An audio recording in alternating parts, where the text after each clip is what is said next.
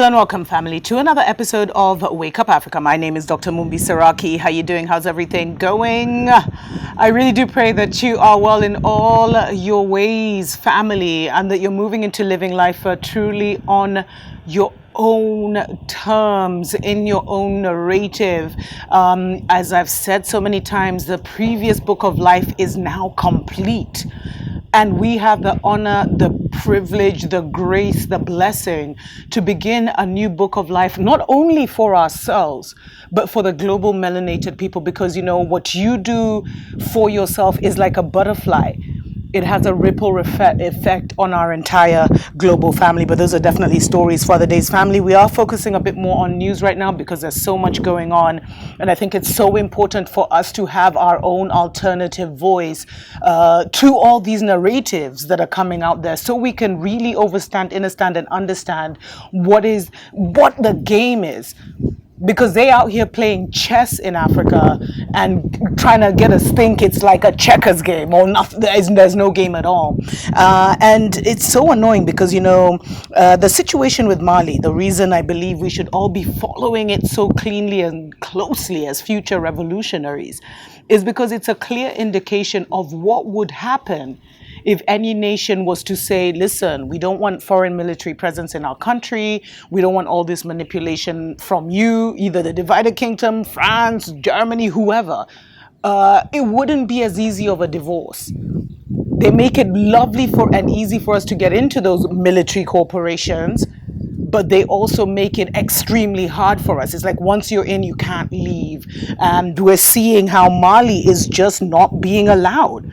I shared with you the other day how the foreign minister was in Moscow, and he was just saying, you know, there's some Western nations that just won't accept that we're going in a new direction.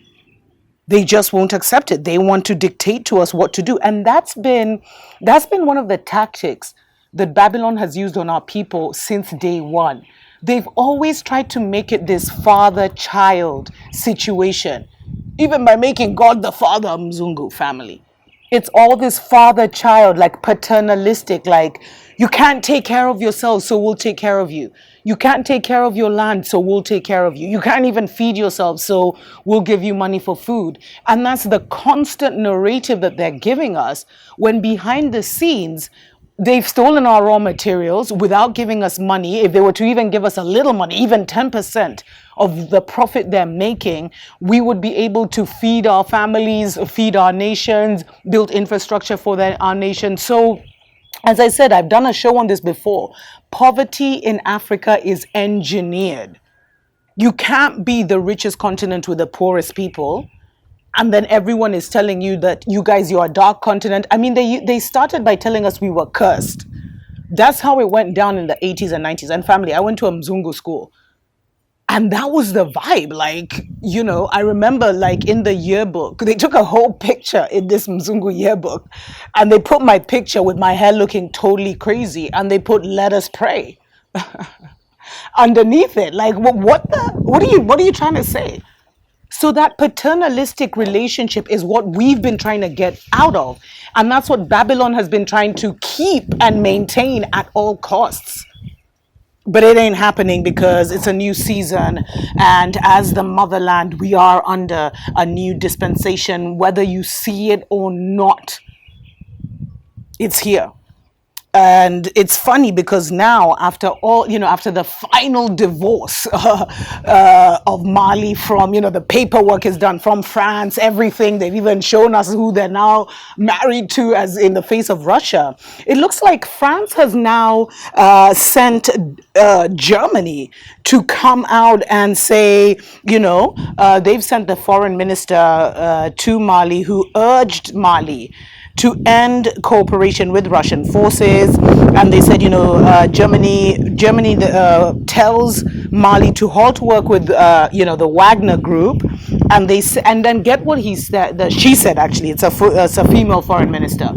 She was like, we will, she was like, our whole presence here is dependent on Mali stopping work with Russia and stopping to increase the cooperation with Russia, meaning the Wagner group. And then they said, because their agreements are coming to an end. There's like how many did they say? There's almost like 1,500 or something like that German troops in Mali. Gosh, man, all these foreign occupations. I think 300, they say 350 of them are part of the European military movement. Where you remember I was telling you that they were trying to get every state, like 13 or 14 European Union special forces to come into Mali through this agreement, and the others are part of this UN peacekeeping force. And the military cooperation agreements end at the end of May. So I think that everyone is feeling jittery. Like what's happening in Mali is not a joke, family. It's the modern warfare. You see, the modern warfare is for the minds of the people. It's for the narrative. It's for the group consciousness. And Europe is panicking right now because of everything that's happening in Mali, because Mali is inspiring other nations. And I think this, German foreign minister, after she finished her tour in Mali, she was actually going to head to Niger. So they're trying to like calm the waters. And I really think like now the Germans were sent because the French obviously have failed. And they said the EU, first there were whispers, then there were rumors, and now it's finally been confirmed.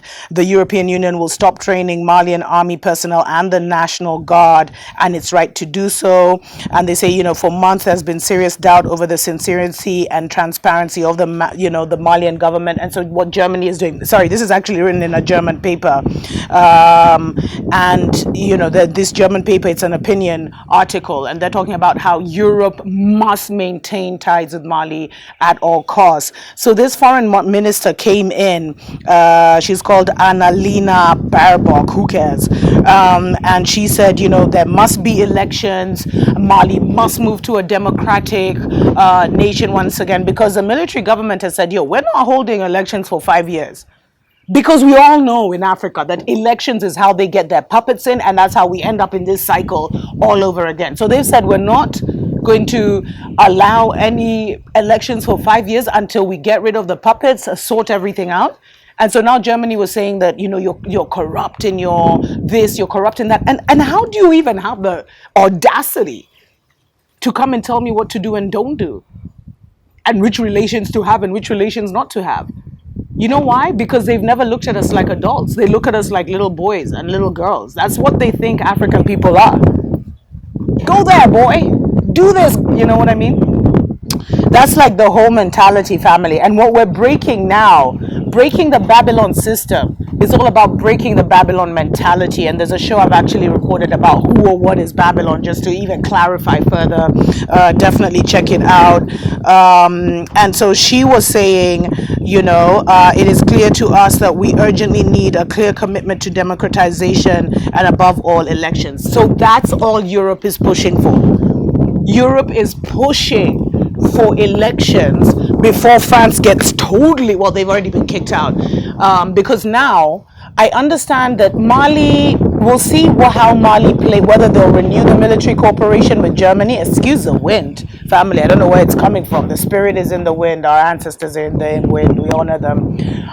But so Germany basically, like, they don't know their standing, and it's actually getting more dangerous and precarious for the European Union, the other nations of the European Union, because France was the one that was in there first for like a decade, and then France was supposed to bring them all in. So now without France there, they're feeling also a bit, and they're fearing what happens if they're told that they have to get out. And I'm telling you, family, this is when we'll see the true face of these imperialists and these colonialists. Because Germany said something, and I took this as a warning.